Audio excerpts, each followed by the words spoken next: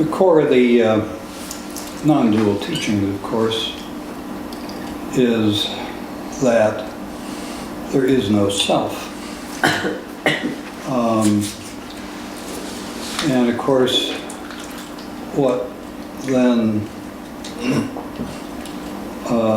occurs is, if there's no self, whose mind is this? And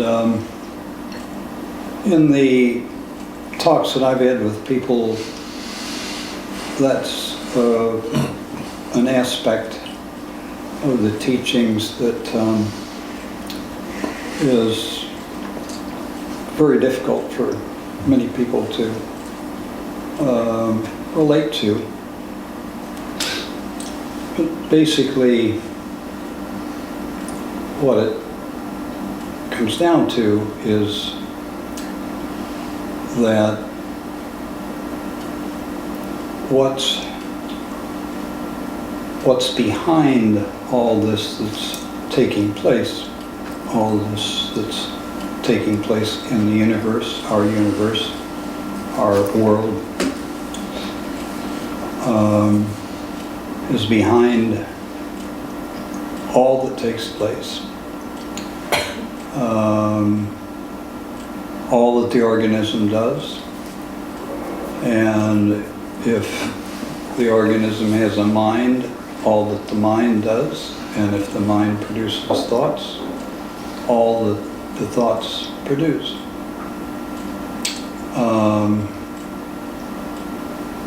So when that's clear, there's not the kind of attachment to this idea of my mind and my thoughts. A more generalized sense of what's appearing on the screen of consciousness, less attachment, less personal identification of what's appearing. So that's a difficult thing for many people to relate to.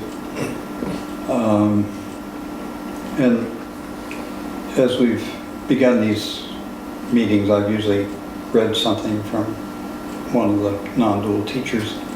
So I want to read some quotes from Ramana on this matter of minds, thoughts, and actions. You know, we think in terms of thoughts as the predecessors of our actions. So we're talking about minds, thoughts, and actions all together.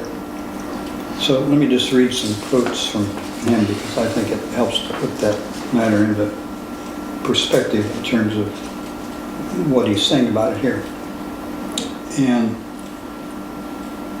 as you probably are aware, he uses the word self with a capital S to represent what I would call the absolute, this formless, infinite source of what we're experiencing. So when the word self is used in here, it's almost always capitalized, so you have to recognize that that's the self that he's talking about, is this. Not the small s self, not the ego, the I self. Intellect, he means thinking, is only an instrument of the self. There is only one consciousness, or mind. The questioner asked, then thoughts are not real? Ramana, the seeker will find that they arise from the self. Wherefrom do they arise? Their source must be the eternal state. The vital force manifests as the mind. Mind otherwise does not exist. The mind is only a projection from the self. Mind is only the self.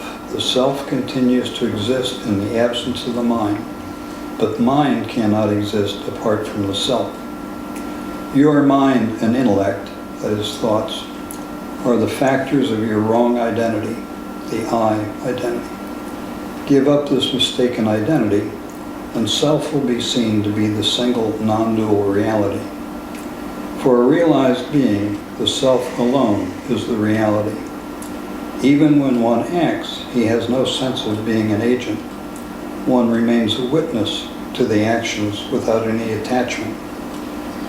Such a person is not concerned with the right or wrong of the actions. Such a person's actions are God's, and therefore they must be right. The actions are not your own, they are God's activities. Wise is the one who does his duty, but does not think, I do this, or I am the doer. Do not think that you are the doer. One should not even care for the result of the actions. Act according to nature without the thought of doership. Relinquish the sense of doership, and the essential reality will reveal itself. That state in which the mind does not manifest apart from the self. There is no escape from the self. The self-realized looks on everything with unconcern. His is the natural state of being. And a paragraph from the Bhagavad Gita. God is attained by all those who see God in every action.